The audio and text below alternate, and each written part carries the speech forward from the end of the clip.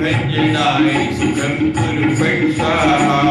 ॐ नमो हनुमते भयभञ्जनाय सुखं कुरु फट् स्वाहा।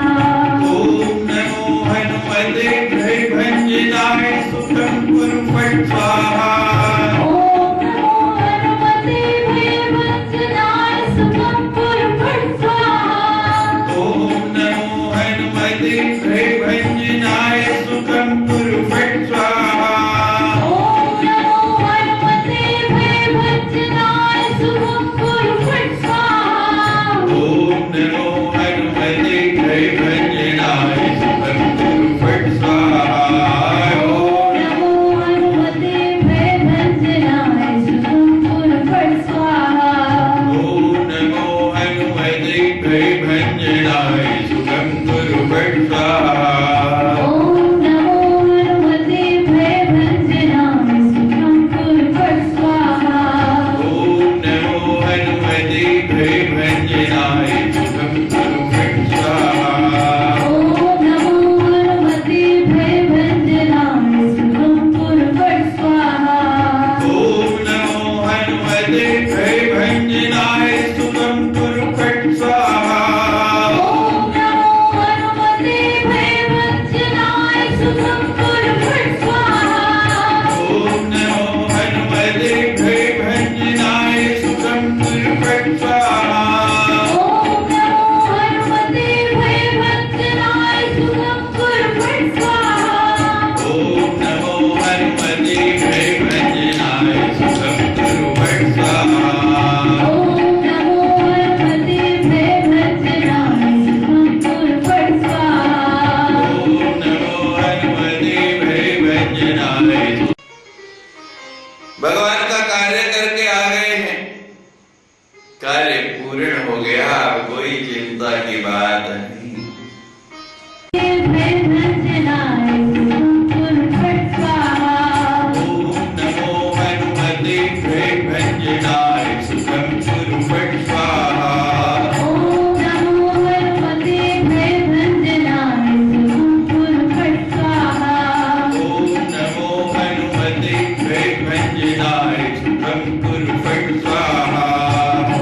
नमो हनुमते भयभञ्जनाय सुखं कुरु फट् स्वाहा। ॐ नमो हनुमते भयभञ्जनाय सुखं कुरु फट् स्वाहा। ॐ नमो हनुमते भयभञ्जनाय सुखं कुरु फट् स्वाहा। ॐ नमो हनुमते भयभञ्जनाय सुखं कुरु फट् स्वाहा। ॐ नमो हनुमते भयभञ्जनाय सुखं कुरु फट् स्वाहा। ॐ नमो हनुमते भयभञ्जनाय सुखं कुरु फट् स्वाहा। ॐ नमो हनुमते भयभञ्जनाय सुखं कुरु फट् स्वाहा। ॐ नमो हनुमते भयभञ्जनाय सुखं कुरु फट् स्वाहा। ॐ नमो हनुमते भयभञ्जनाय सुखं कुरु फट् स्वाहा। ॐ नमो हनुमते भयभञ्जनाय सुखं कुरु फट् स्वाहा। ॐ नमो हनुमते भयभञ्जनाय सुखं कुरु फट् स्वाहा। ॐ नमो हनुमते भयभञ्जनाय सुखं कुरु फट् स्वाहा। ॐ नमो हनुमते भयभञ्जनाय सुखं कुरु फट् स्वाहा। ॐ नमो हनुमते भयभञ्जनाय सुखं कुरु फट् स्वाहा। ॐ नमो हनुमते भयभञ्जनाय सुखं कुरु फट् स्वाहा। ॐ नमो हनुमते भयभञ्जनाय सुखं कुरु फट् स्वाहा। ॐ नमो हनुमते भयभञ्जनाय सुखं कुरु फट् स्वाहा। ॐ नमो हनुमते भयभञ्जनाय सुखं कुरु फट् स्वाहा। ॐ नमो हनुमते भयभञ्जनाय सुखं कुरु फट् स्वाहा। ॐ नमो हनुमते भयभञ्जनाय सुखं कुरु फट् स्वाहा। ॐ नमो हनुमते भयभञ्जनाय सुखं कुरु फट् स्वाहा। ॐ नमो हनुमते भयभञ्जनाय सुखं कुरु फट् स्वाहा। ॐ नमो हनुमते भयभञ्जनाय सुखं कुरु फट् स्वाहा।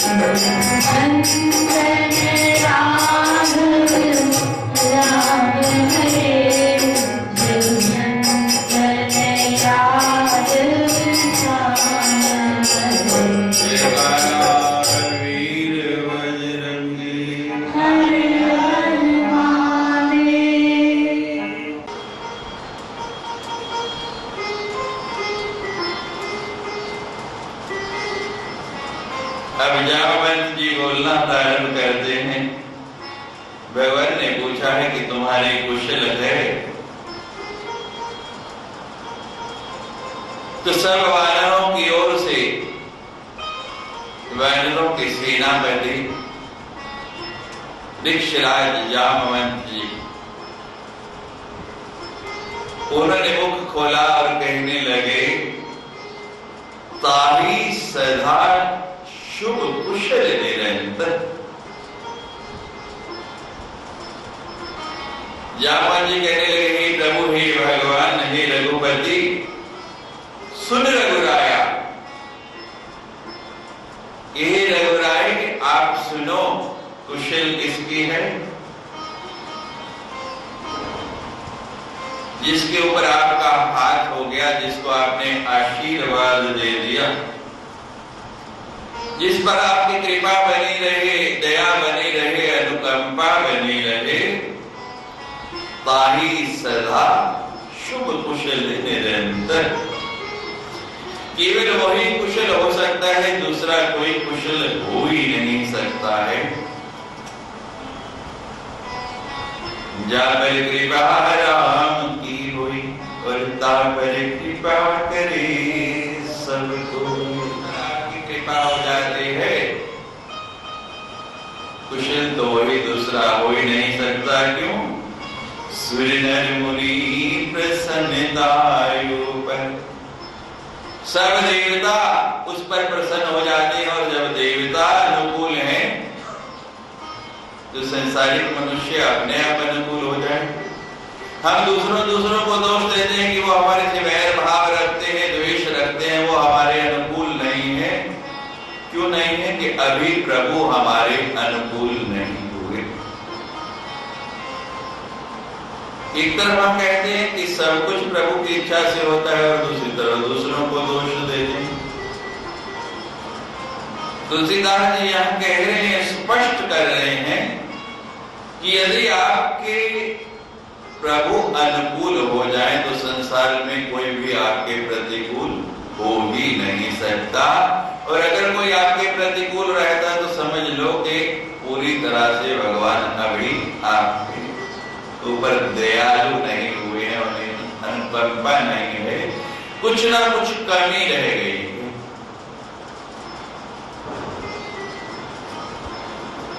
सूर्य नर जब भगवान अनुकूल तो देवता भी अनुकूल, और सब देवता अनुकूल, उसमें सब प्रकार के देवता आ गए, विघ्न डालने वालों से लेकर शुभ करने तक। जब विघ्न डालने वाला भी अनुकूल हो जाए तो फिर वैर भाव रहेगा ही नहीं, कोई दुविधा हो गई नहीं। इसका मतलब भगवान अनुकूल नहीं तो देवता अनुकूल नहीं, देवता अनुकूल नहीं तो संसारिक मनुष्य भी अनुकूल नहीं। और मैं अंत में लिख दिया कि मुनि तो दयालु होते हैं, कृपालु होते हैं, वो तो किसी से भी द्वेष नहीं रखते, लेकिन मुनि भी तब तक आपके अनुकूल नहीं हो सकते जब तक भगवान नहीं चाहते।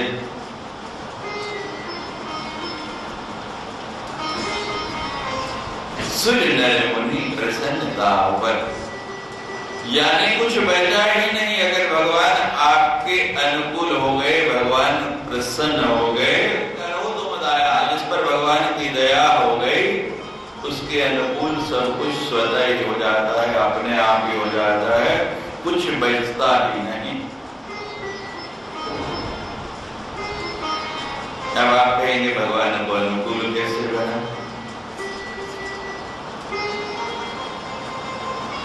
बड़ा सुंदर शब्द आया है, अनुकूल। जब हम अनुशील हो जाएंगे, हमारा शील जो है वो अच्छा हो जाएगा, अनुशासित हो जाएंगे, भगवान के प्रति अनुबंधित हो जाएंगे, भगवान के अनुसार हो जाएंगे, तो भगवान स्वतः ही अनुकूल हो जाएंगे।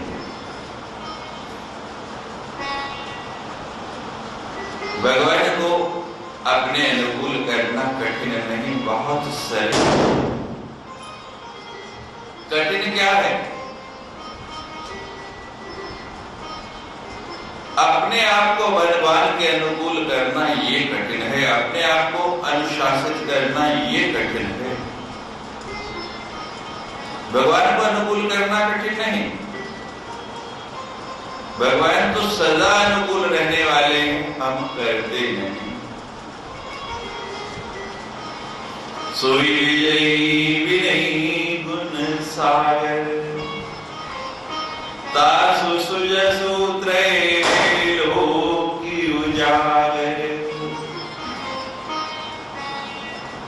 या मन जी कितनी सुंदर बातें भगवान से कह रहे हैं। सोई विजयी, कि भगवान जो आपके अनुकूल हो गया उसी की विजय हो सकती है। और आप देख रहे हैं आगे परिणाम आएगा कि रावण प्रतिकूल हो गया, विजय हुई।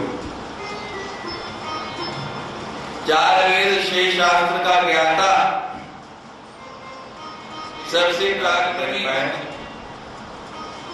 विजयी कौन होगा? जिसकी तरफ भगवान हो। और महाभारत का उदाहरण है, 18 अक्षौहिणी सेना, सब इतने बड़े बड़े सेनापति, बड़े बड़े योद्धा, एक से धुरंधर बलवान, और अर्जुन अकेला 5 पांडव, छोटी सी सेना।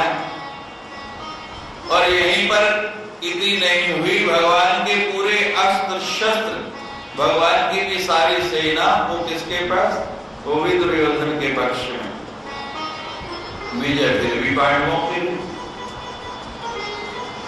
क्यों हुई? जहां भगवान है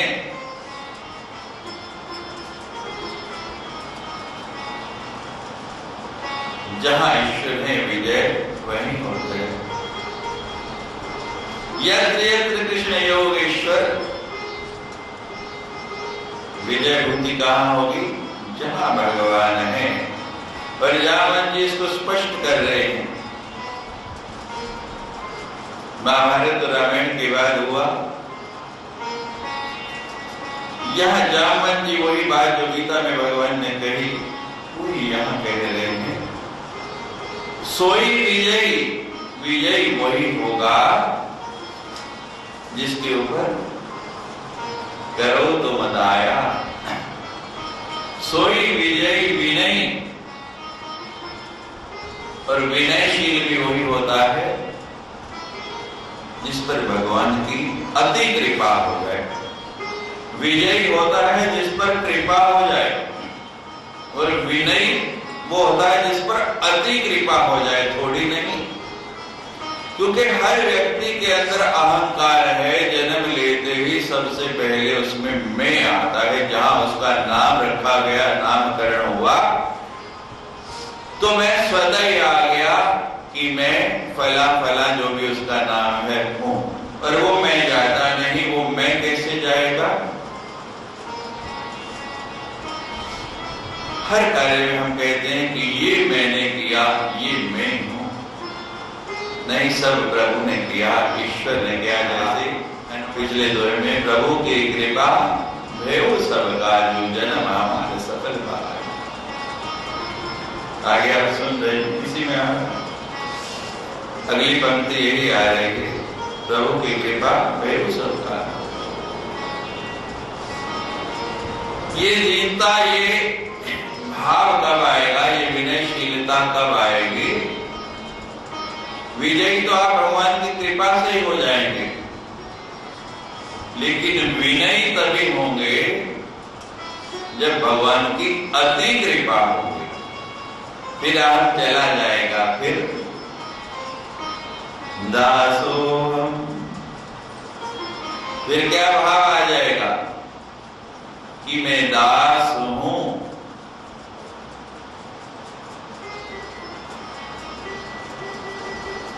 हमने सुनाया है आपको कि संत आए,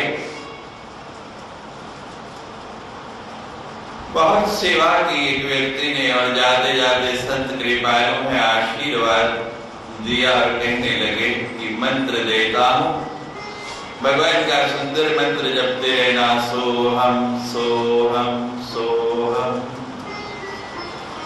अब बड़े प्रेम से भगवान का मंत्र जपते हैं, सोहम सोहम सोहम जप रहे हैं। जपते जपते एक महीना बीत गया, एक दूसरे संत आए, उनकी भी बड़ी सेवा की। मंत्र जपते देखा, क्या जपते हो? कहने लगे सोहम सोहम सोहम। कहने लगे एक शब्द और जोड़ लो, सोहम से पहले क्या लगा दो? सदा। सदा सोहम सदा सोहम सदा सोहम। हर व्यक्ति जब पूजा करने बैठता है तो उस समय अहंकार को, मैं को भूल जाता है, ईश्वर को याद करता है, सोहम सोहम होती। लेकिन सोहम सोहम करते हुए वृत्ति ऐसी बन जाए, ऐसा भाव आ जाए कि केवल उस समय नहीं, हर समय यही भाव रहे, सदा सोहम सदा सदा सोहम। मैंने बताया कि जब अति कृपा होगी तब आप मिटेगा, तब भी नहीं होंगे। कैसे भी नहीं बना रहे हैं संत? कहा सोहम जपते जपते भाव क्या हो जाए? सदा सोहम। केवल उस समय नहीं, हर समय वृत्ति वही रहे, हर समय ईश्वर की ही अनुकंपा माने, हर कार्य में अपना नहीं उसका ही पुरुषार्थ माने। अब एक महीना महाराज सदा सोहम जपते रहे। फिर पहले वाले संत आ गए, देखा सदा सोहम जप रहे हो, कहते बहुत सुंदर, सोहम से सदा सोहम हो गए। अब एक शब्द और लगा लो।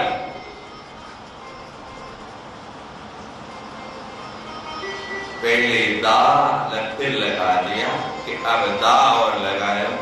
अब क्या जपने लगे? दास दासोहम दास दासोहम दास दासोहम।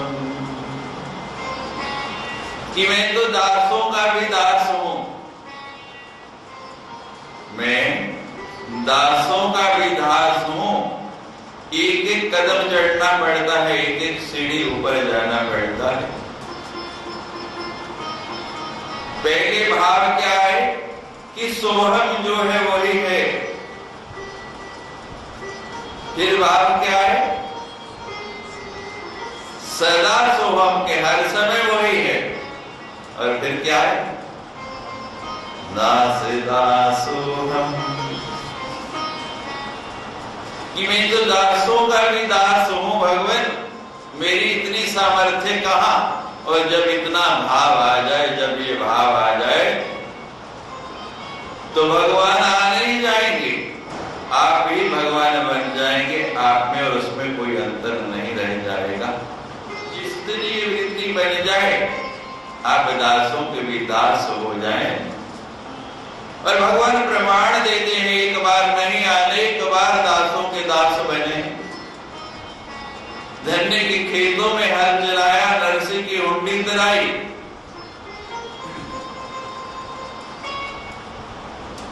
प्रमाण भरे पड़े हैं इतिहास में। आप में इतनी सामर्थ्य है कि आप भगवान को अपना दास बना सकते हैं। केवल भाव लाना है, दास दासो सोई विजयी विनयी। पहले विजयी बहुत सरल है, हम कहते मैंने उसको परास्त कर दिया, उसको नीचा दिखा लिया, उसको जीत लिया, ये तो बहुत सरल है।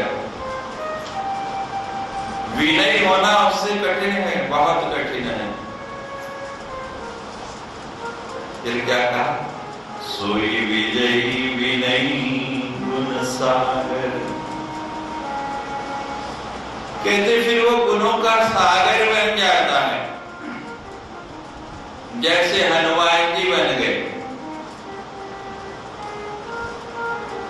ज्ञानी नामाग्रगण्यम कैसे बन गए कि केवल सेवा का भाव है, अपना है ही नहीं। और सेवा करते करते कहां पहुंचे? गुणों के सागर। सोई विजयी गुणे गुण सागर, दासु सुज सूत्रे लोकी उजागर। और एक लोक में नहीं, केवल धरती पर नहीं, आकाश में नहीं, पाताल में नहीं, धरती आकाश पाताल तीनों लोकों में उसका फिर यश गाया जा रहा है। हनुमान जी का गाया जा रहा। आकाश मार्ग से गए, सब ने देखा कितना यश हो रहा। धरती पर सर्वत्र आप देखते हैं हनुमान जी की कितनी लीला है। और कोई मंदिर ना मिले, कहीं गांव में चले जाओ, वहां भी हनुमान जी के दर्शन हो जाएंगे।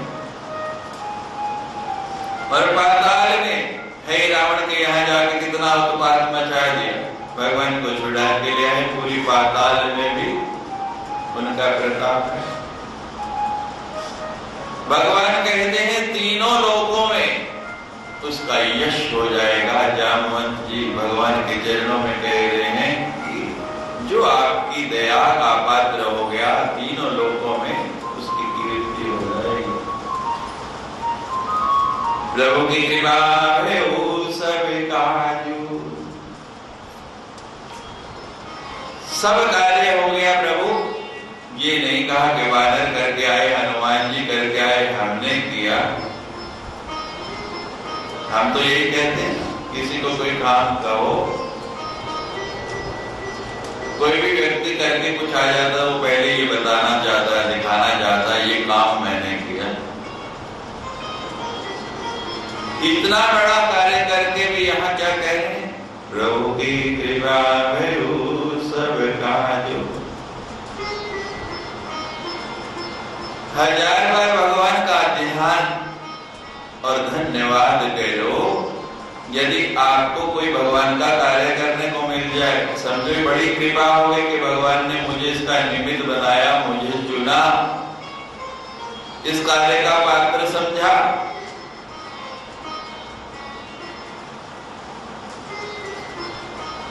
किसी को कोई काम मिल जाए, ये नहीं उसको बोझ नहीं समझना, कोई सेवा मिल जाए किसी आश्रम में, मंदिर में,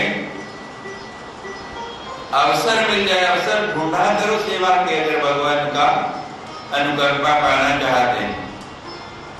और सेवा कहने से नहीं होती, बताने से नहीं होती, सेवा तो स्वतः होती है, अपने मन से।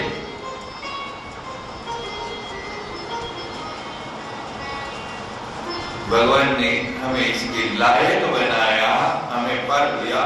ये भाव लाना सीखो। प्रभु की कृपा है, उस सब कार्य, इस सब कार्य भगवान की कृपा से हुआ। उन्होंने कृपा की, मुझे इसके लायक समझा और उन्होंने सामर्थ्य दी कि मैं इस कार्य को पूर्ण कर पाया।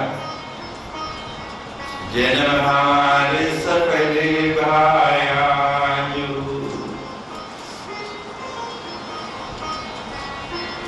बहुत ही सुंदर बात जामवंत जी कह रहे हैं कि जन्म लेना कोई बड़ी बात नहीं है।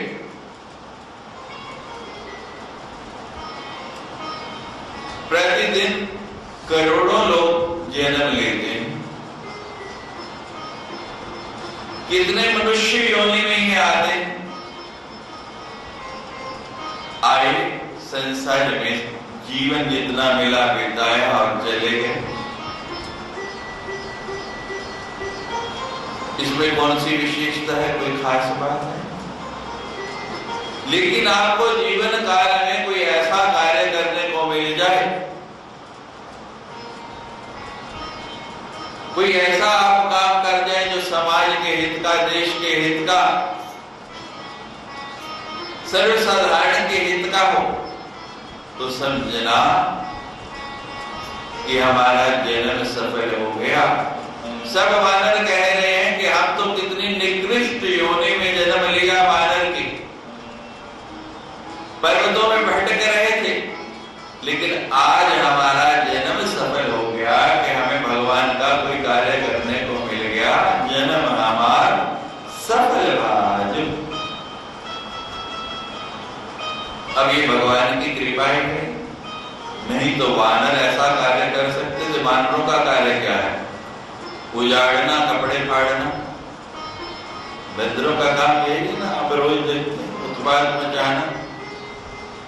किससे संभव हो पाया, किस कारण संभव हो पाया? भगवान की कृपा। जन्म हमारा सफल हुआ। और अब हनुमान जी के विषय में बोलने लगे जामवंत। अब असली जो विषय है उस पर आए हैं। नाथ भवन सुत कीनी जो करनी, सहसा मुख न जाई सोवरनी। पहले दीनता दिखाती कि इसमें हमारा पुरुषार्थ नहीं, हमने नहीं किया, लेकिन भगवान आपकी कृपा के कारण हनुमान जी ने जो कार्य किया, नाथ पवन सुत कीनी जो करनी, जो काम हनुमान जी ने किया है, उस कार्य की प्रशंसा मैं एक मुख से क्या करूं, 1000 मुख से भी की नहीं जा सकती। जाए उसको तो 1000 मुखों से भी नहीं बताया जा सकता कि हनुमान जी ने कितना दुष्कर और असाध्य कार्य किया है। पवन तनय के चरित सुहाई, जामवंत रघुपति सुनाई। अब जो कार्य हनुमान जी करके आए हैं, जो चरित उन्होंने किया, जो लीला वहां की, कैसे लंका के रास्ते में क्या क्या दुविधाएं आई, कैसे वहां पहुंचे, कैसे विभीषण से मिले, कैसे जानकी से मिले और उसके बाद क्या क्या किया वहां, और कैसे यहाँ वापस पहुंचे, सारे का सारा वृतांत जामवंत जी सुना रहे हैं। और हनुमान जी की बड़ाई देखिए, पता है कि मैं प्रभु के पास जाऊंगा, प्रभु पूछूंगा, मुझे अपने मुख से कुछ नहीं कहना, तो सारे का सारा श्रेय जामवंत जी को दिला रहे हैं, सेनापति को बताया। और जामवंत जी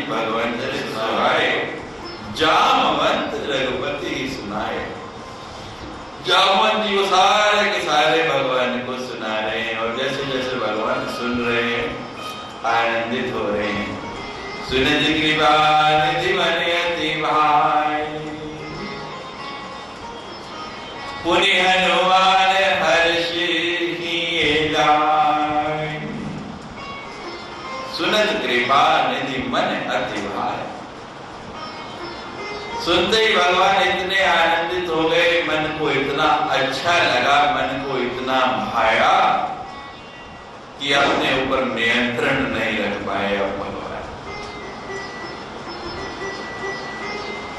अब अपना धैर्य भगवान भी छोड़ रहे हैं। भक्त की पराकाष्ठा देखिए, भगवान कितने धीर वीर है, लेकिन यहाँ भगवान का भी अब धैर्य टूट गया। जैसे जैसे हनुमान जी ने चरित्र सुनाया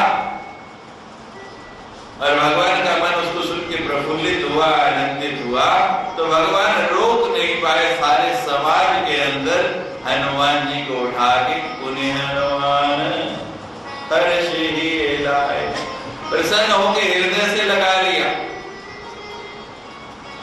संसार में कोई ऐसा व्यक्ति है जो भगवान के हृदय से नहीं लगना चाहता? आप एक साधारण व्यक्ति से भी आलिंगन करते हैं, उससे मिलते हैं, उसको हृदय से लगाते हैं तो कितना आनंद आता है? आता है? बोलो, आता है? एक साधारण व्यक्ति से आलिंगन करने में कितना आनंद आता है? कोई बड़ा व्यक्ति जो समाज में प्रतिष्ठित हो और समाज के सामने आपको अपने हृदय से लगा ले तो आनंद कितने गुना हो जाता है, कितना बढ़ जाता है। और जो पूरे के पूरे विश्व का नहीं, ब्रह्मांड का रचयिता है, ब्रह्मांड का मालिक है, यदि वो आपको हृदय से लगा ले तो उस आनंद की आप कल्पना कर सकते हैं, सोच सकते हैं, विचार कर सकते हैं, वो आनंद कैसा होगा?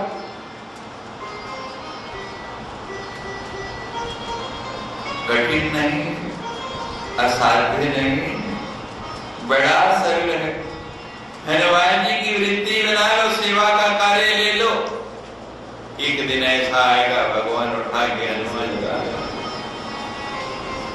आलिंगन में ले लेंगे और जब आप भगवान के वक्षस्थल से लगेंगे, संसारिक व्यक्तियों से जो मिलते हैं वो क्षणिक आनंद है, थोड़ी देर का आनंद है, थोड़ी देर आनंद आता है। जितनी देर आप आलिंगन बंध रहे उसके बाद उसकी विस्मृति हो जाती है, उसका वो आनंद नहीं रहता। लेकिन जब एक बार आप भगवान के वक्षस्थल से लग जाएंगे, उनसे आलिंगन हो जाएगा, तो ऐसा आनंद जिसको परमानंद कहते हैं वो आपको प्राप्त होगा। वो फिर कभी मिटने वाला नहीं, आप सदा सर्वदा आनंदित रहेंगे।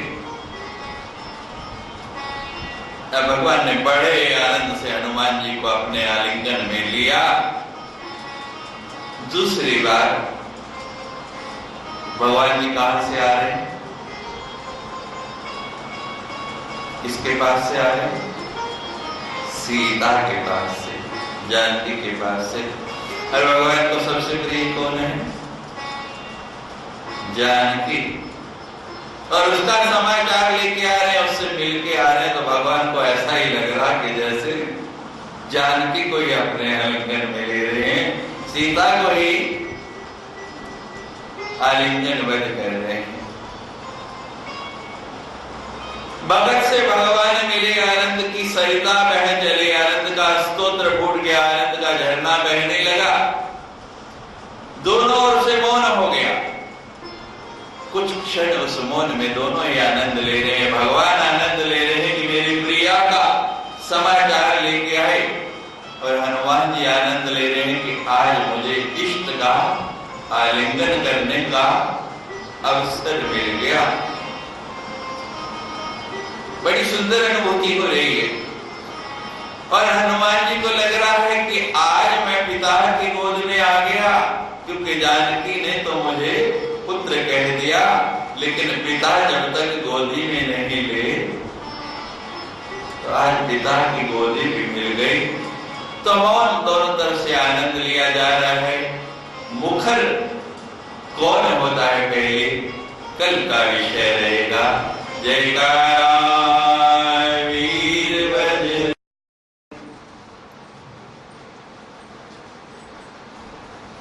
सुनत कृपा निधि मन अति भाई, सुन हनुमान हर्ष वीर लाए। जब विपरी का समाचार लेके आता है,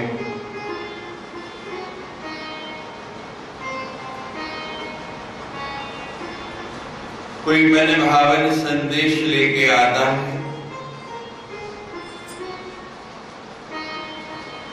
कोई मन को शांति प्रदान करने वाली बात सुनाता है, तो व्यक्ति स्वतः ही उसको आलिंगन बंद कर लेता है। भगवान ने भी हनुमान जी को अपने हृदय से लगा लिया और हनुमान जी से पूछने लगे, कहो तात के ही भांति जानती।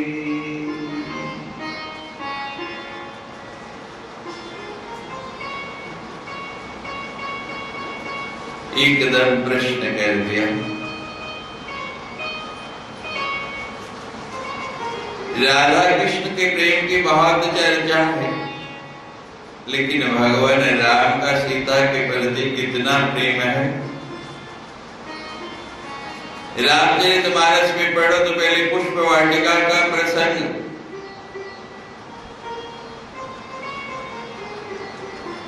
फिर पंचवटी का प्रसंग,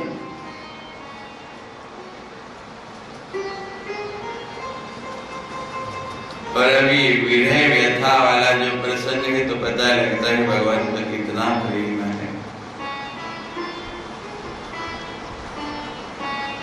बिना किसी भूमिका के, बिना कोई और बात किए सीधा ही प्रश्न कर दिया हनुमान जी से, कहो तात के ही भांति जानकी। कि हे हनुमान जी, ये बताओ कि जानकी कैसी है।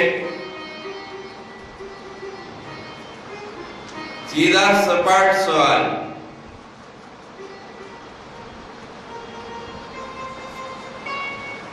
रहती करते रक्षा स्वप्राण की।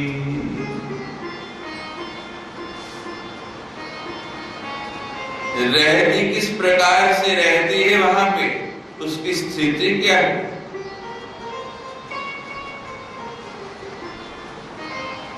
और अपने प्राणों की रक्षा किस प्रकार कर रही है, अपने प्राण किस प्रकार उसने संजो रखे हैं। हनुमान जी मुझे बताइए।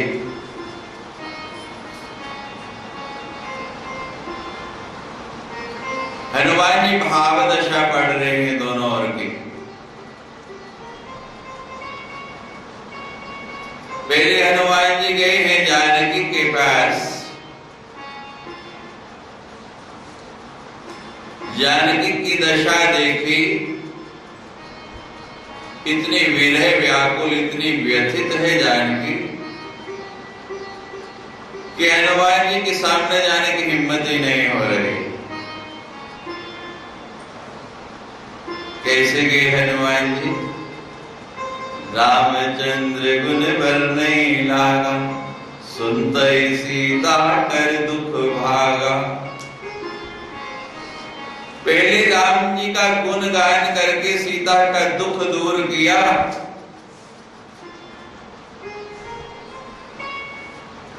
क्योंकि भगवान की विरह में साक्षात अग्नि की तरह सीता जल रही थी। और हनुमान जी को भी भय है कि मैं सीधा ही अग्नि के सामने जाऊंगा तो कहीं मैं ही भस्मसात नहीं हो जाऊं, मैं ही नहीं जल जाऊं। और उसी क्षण हनुमान जी ने मन में विचार कर लिया था कि इस अग्नि का बदला मुझे कैसे लेना है, और वो लंका जलाकर दिखा दिया।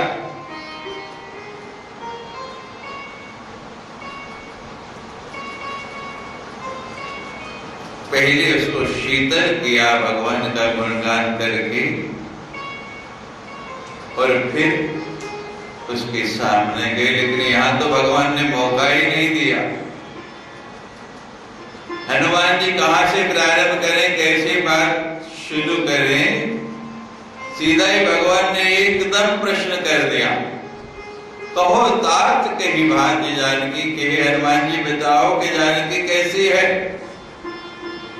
किस प्रकार से अपने प्राणों की रक्षा कर रही है।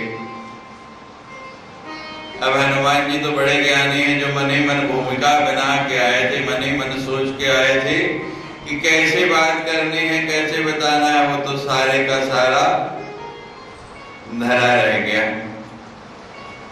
अब जो सामने वाला प्रश्न कर रहा, पहले उसका उत्तर देंगे, बाद में दूसरी बात करेंगे। तो भगवान ने जो प्रश्न किया है कि किस प्रकार से प्राणों की रक्षा कर रही है, तो हनुमान जी कहते हैं पहले इसका उत्तर दूं, फिर दूसरी बात, फिर आगे की बात करूंगा।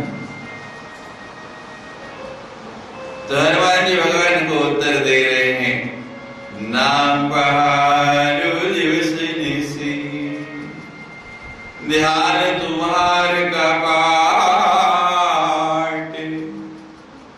लोचन निज पद जंदित, प्राण जाई कहीं बाट।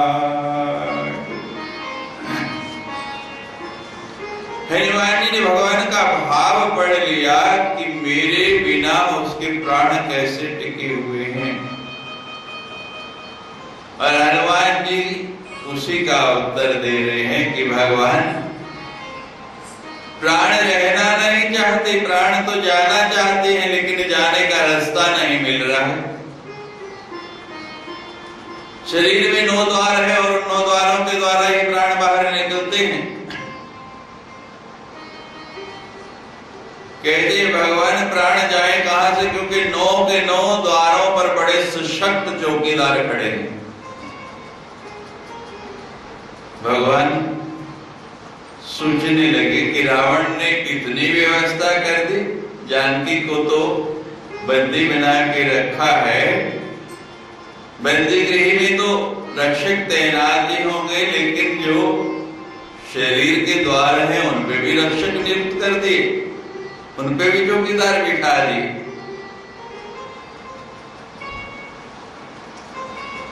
भावी भाव में भगवान पूछ रहे हैं, मन में भाव उठ रहा है कि कैसे चौकीदार हैं, कितने सशक्त चौकीदार हैं। हनुमान जी बता रहे हैं कि कैसे चौकीदार हैं,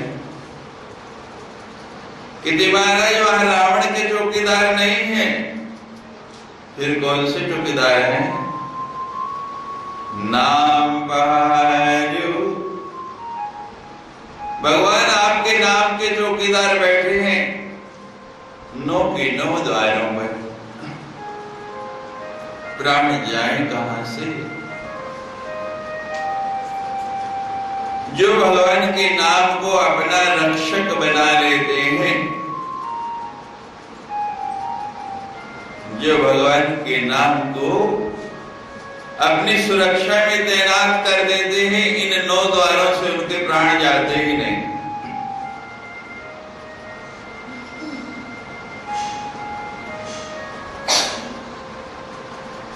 भगवान के नाम में इतना बल है, फिर तो सब समाधि में प्राण त्यागते हैं, और जब व्यक्ति समाधि में होते हैं तो कौन सा द्वार खुलता है?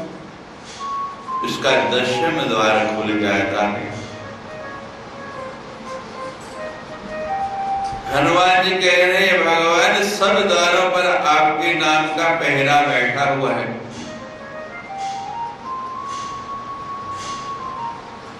भरत गए भगवान को मनाने के लिए,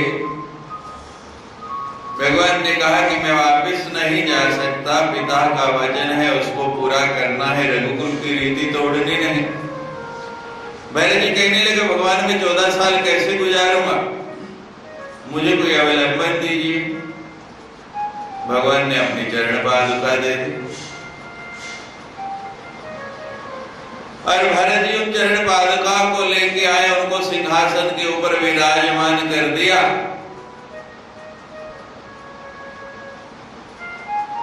उन पादुकाओं के द्वारा राजकाज चलाने लगे। दिन में राज्य की व्यवस्था करते, लेकिन जब रात्रि होते, रामचरितमानस के कई पात्र हैं जो 14 साल तक सोए ही नहीं। लक्ष्मण नहीं सोए 14 साल, भगवान की रक्षा के लिए जागते रहे। उर्मिला नहीं सोई 14 साल, और तीनों माताओं में से भी कोई 14 साल सो नहीं पाया।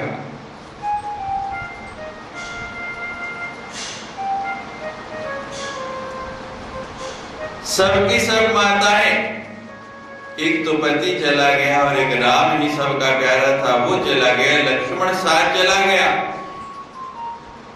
और भरत तो अब किसी से बात ही नहीं करते हैं, बोलते ही नहीं।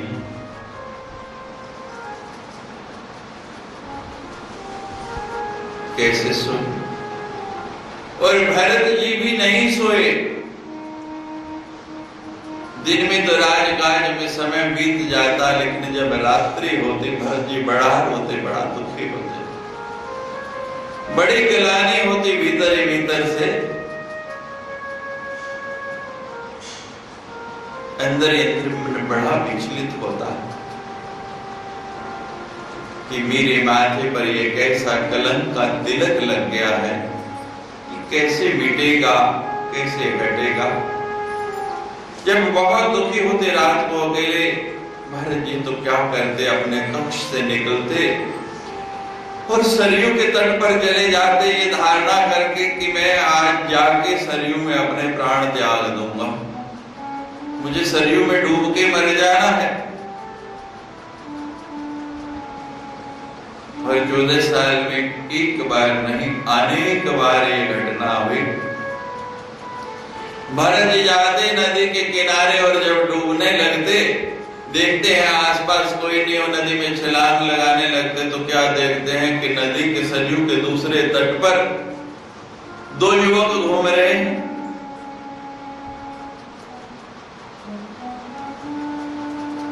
भरत जी इंतजार करते कि ये हटे तो मैं कूदूं, और इसी में सुबह हो जाती, फिर वापस आ जाते। और प्रतिदिन का ये क्रम, एक दिन का नहीं। एक दिन भरत जी ने साहस कर लिया और खड़े हो गए कि आज मुझे कूद ही जाना है। ये 2 युवक जो हैं, ये तो यहां से हटते ही नहीं, और प्रतिदिन का नियम हो गया है, आज जो है बहुत हिम्मत कर ली।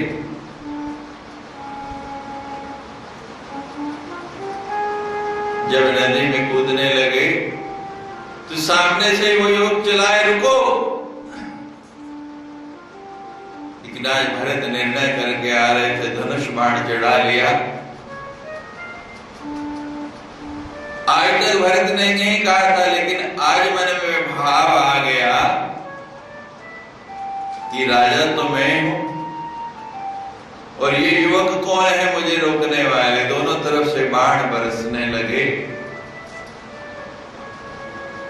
और भरत के बाण कोई काट पाए, किसी में क्या हिम्मत। लेकिन उस दिन भरत भी थक गया, लेकिन सामने से बाण पे बाण चलते जाए।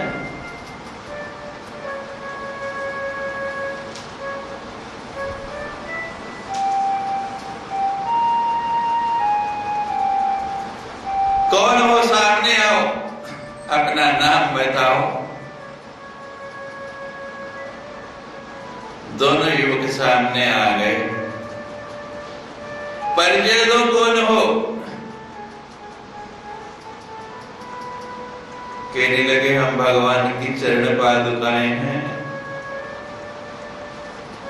एक का नाम राम है और दूसरे का नाम है। ये भगवान ने तुम्हें चरण पादुका दी। जब तुम कक्ष से निकलते थे, तुमने हमें सिंहासन पर बिठाया हुआ, और तुम्हें हमने ये दायित्व दिया है कि तुमको राज्य करना है। तुम्हारे पीछे पीछे हम भी चले आते, तुम्हें डूबने कैसे देंगे। भरत, तुमने भगवान के नाम का सहारा लिया है। जो राम नाम का सहारा लेता है, भगवान स्वयं उसकी रक्षा करते हैं। नाम पहाड़, हनुमान जी बता रहे हैं कि भगवान जानकी ने वहां नाम का पहरा लगा रखा है, नाम के चौकीदार नियुक्त कर रखे। आपके नाम का इतना सख्त पहरा है, इतना सुदृढ़ पहरेदार वहां बैठे हैं। नाम पहाड़ू दिवस निशी, केवल रात में नहीं, चौकीदार 12 घंटे की ड्यूटी देता है रात की। ये रात नहीं, दिवस निशी, दिन में भी और रात में भी ये चौकीदार वहां बारी बारी से अपना कर्तव्य निभा रहे हैं। राम और नाम,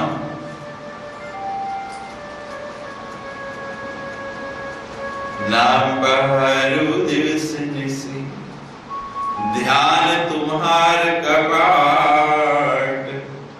और भगवान जहां जानकी को रखा गया है, उसके बाहर जो द्वार लगा है, दरवाजा लगा है, वो कपाट क्या है?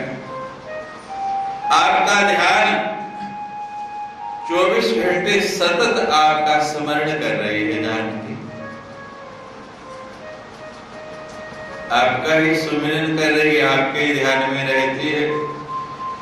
इतना मजबूत दरवाजा लगा है।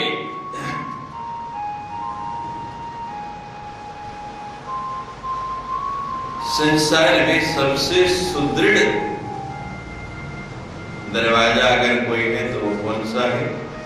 ना लकड़ी का, ना लोहे का, ना पत्थर का, किसी भी चीज का द्वार बना लो, वो इतना सुदृढ़ नहीं है। सबसे सुदृढ़ कौन सा द्वार है? ध्यान का। जब आप ध्यान में जाते हैं, ध्यान मगन हो जाते हैं, तो बड़े बड़े बलवान विकार, संसार की सारी दुष्वृत्तियां उस द्वार को भेद नहीं पाती, उससे अंदर नहीं आ पाती। ध्यान का कपाट इतना मजबूत है। आप कहते ना ध्यान लगता है, क्यों नहीं लगता? क्योंकि जिस दिन ध्यान लग गया, समझो सब बाहर। ये इतना मजबूत द्वार है।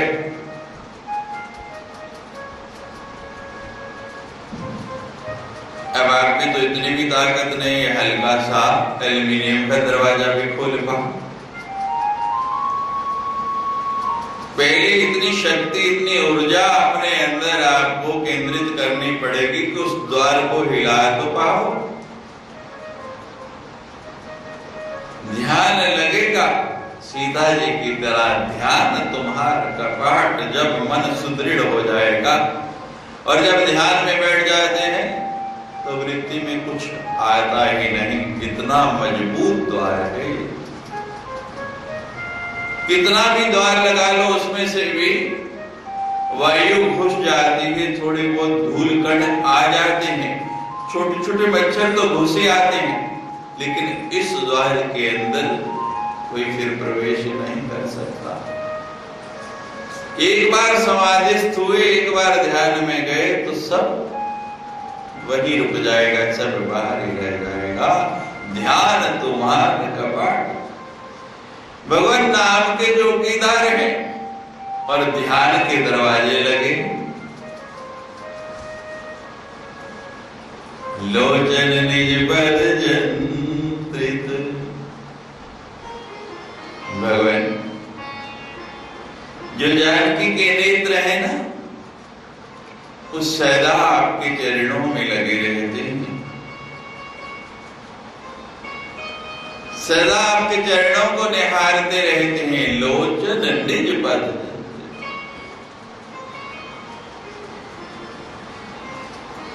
सदा आपके चरणों की ओर वृत्ति रहती है, और जिसकी चरणों में वृत्ति रहती है उसको अहम नहीं आता है। चरणों में समर्पण है, और जो व्यक्ति समर्पित हो जाता है, आश्रित हो जाता है, फिर तो भगवान उसकी रक्षा स्वयं ही करते।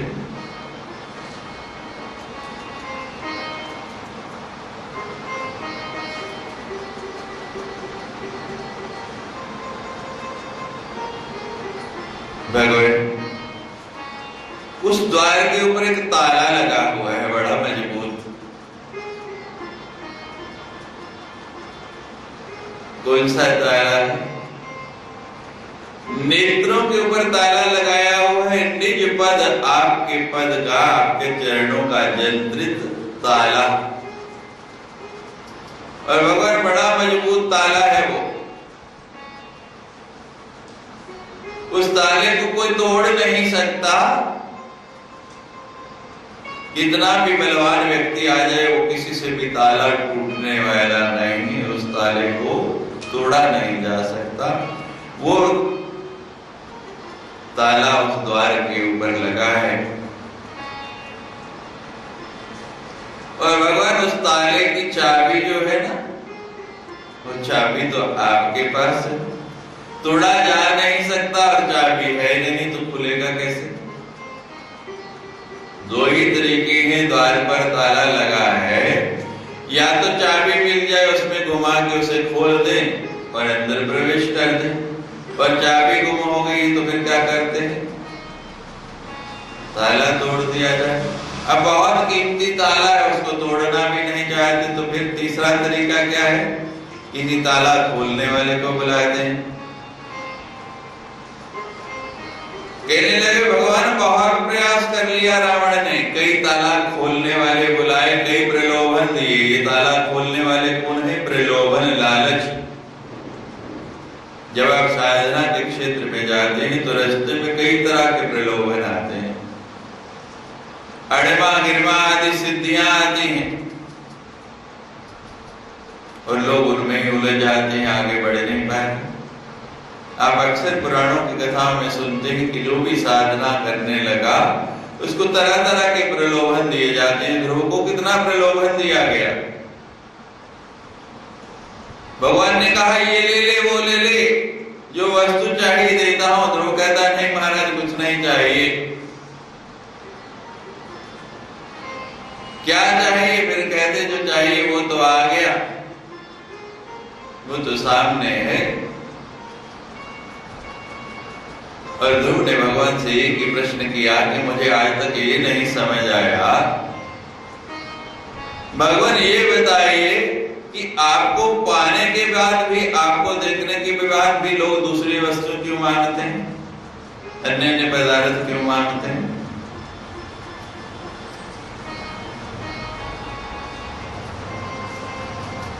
भगवान कहते हैं मुझे मांगता ही कौन है? पदार्थों के लिए तो मेरे पास आते हैं लोग, और उनको देने के लिए तो मैं तैयार हूं, सदा ही तैयार हूं। लेकिन कोई बिरला तुम्हारे जैसा ही आता है। और भगवान ने कहां स्थान दिया ध्रुव को? तारामंडल में आज भी सबसे अधिक ध्रुव तारे की प्रतिष्ठा है। कि भगवान तरह तरह के प्रलोभन, तरह तरह के लालच रोज रावण देता है, लेकिन वो जो ताला है ना आपके नाम का, इतना मजबूत है कि वो कोई भी कारीगर चाबी लगा के उसको खोल नहीं पा रहा है, उसको खोल नहीं सकता है। किसी चाबी से ये ताला खुलने वाला नहीं है। तो भगवान अब आप ही मुझे बता दीजिए, आपने प्रश्न किया है रहती करत रक्षा स्वप्राण की, कि अपने प्राणों की रक्षा जानकी कैसे कर रही है? आपके नाम के चौकीदार हैं, इतने बलवान, इतने बली पहरेदार लगे हुए हैं वहां। आपके ध्यान के मोटे मोटे दरवाजे हैं और इतना बड़ा मजबूत ताला लगा हुआ है।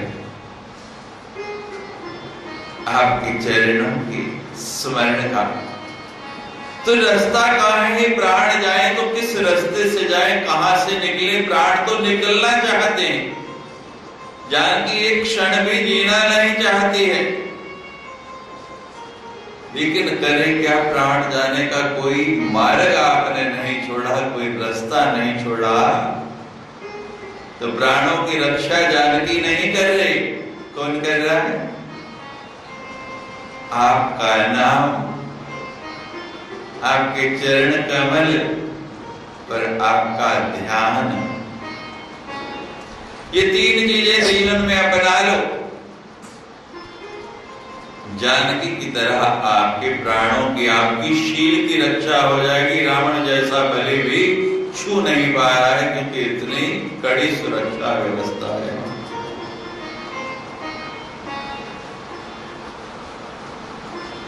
भगवान जानकी तो क्षण क्षण कैसे जी रही है आपके विरह में, आपके बिना। ये वर्णन का विषय नहीं है, ये तो मैं जो देख के आया हूं, जिसने देखा है वो ही जानता है।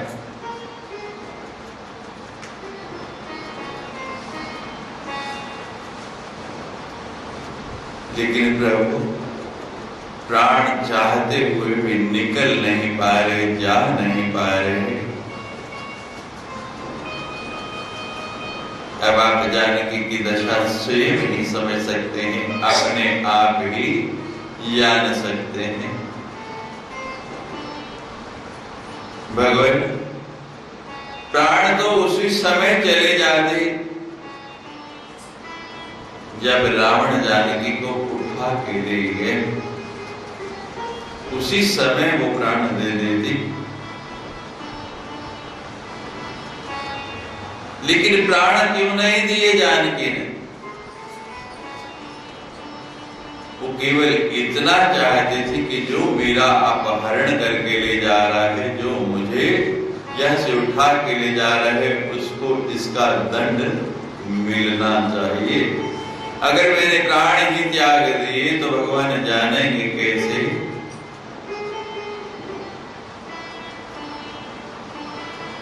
तो हनुमान जी ने भगवान के प्रश्न का बड़ा सुंदर उत्तर दिया। अब भगवान से आगे की चर्चा करने लगे कि पहले जो प्रश्न है उसका जवाब दे लूं, और फिर भगवान की जिज्ञासा को शांत किया। भगवान का जो उतावलापन है उसको मिटाया। और अब हनुमान जी अगले दोहे के अंदर पूरे का पूरा विवरण अपने यात्रा का बता रहे हैं। रघुपति राघव राजा राम पतित पावन सीताराम।